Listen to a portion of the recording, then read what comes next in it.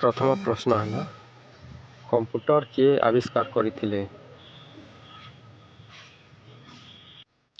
ଏହାର ଉତ୍ତରଟି ହେଉଛି ଚାର୍ଲସ ବେବାଜ। ପରବର୍ତ୍ତୀ ପ୍ରଶ୍ନ ବାୟୋଗ୍ୟାସ୍ ପ୍ରଥମେ କିଏ ବ୍ୟବହାର କଲେ? ଏହାର ଉତ୍ତରଟି ହେଉଛି ଭାରତୀୟ। ଏବେ ଦେଖିବା ପରବର୍ତ୍ତୀ ପ୍ରଶ୍ନ ବ୍ରହ୍ମାଣ୍ଡରେ ଗ୍ରହମାନଙ୍କ ଗତି ସିଦ୍ଧାନ୍ତ କିଏ ଦେଲେ? ଏହାର ଉତ୍ତରଟି ହେଉଛି କେପ୍ଲର। ପରବର୍ତ୍ତୀ ପ୍ରଶ୍ନ ସିଲାଇ ମେସିନ୍ କିଏ ଆବିଷ୍କାର କରିଥିଲେ? ଏହାର ଉତ୍ତରଟି ହେଉଛି ବାର୍ଥେଲୋମି ଥେଲୋମିୟର।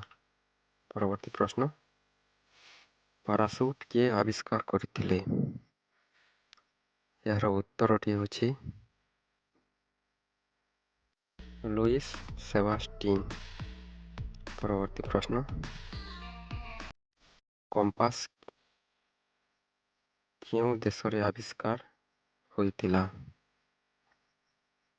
ଏହାର ଉତ୍ତରଟି ହେଉଛି ଚୀନ ଦେଶରେ। ପରବର୍ତ୍ତୀ ପ୍ରଶ୍ନ ମୁଦ୍ରଣ ଯନ୍ତ୍ର କିଏ ଆବିଷ୍କାର କରିଥିଲେ? ଏହାର ଉତ୍ତରଟି ହେଉଛି ଗୁଟେନବର୍ଗ। ପରବର୍ତ୍ତୀ ପ୍ରଶ୍ନ ଏକ୍ସ-ରେ କିଏ ଆବିଷ୍କାର କରିଥିଲେ? ଏହାର ଉତ୍ତରଟି ହେଉଛି ରୋଣ୍ଟଗେନ୍। ପରବର୍ତ୍ତୀ ପ୍ରଶ୍ନ ବିମାନ କିଏ ଆବିଷ୍କାର କରିଥିଲେ? ଏହାର ଉତ୍ତରଟି ହେଉଛି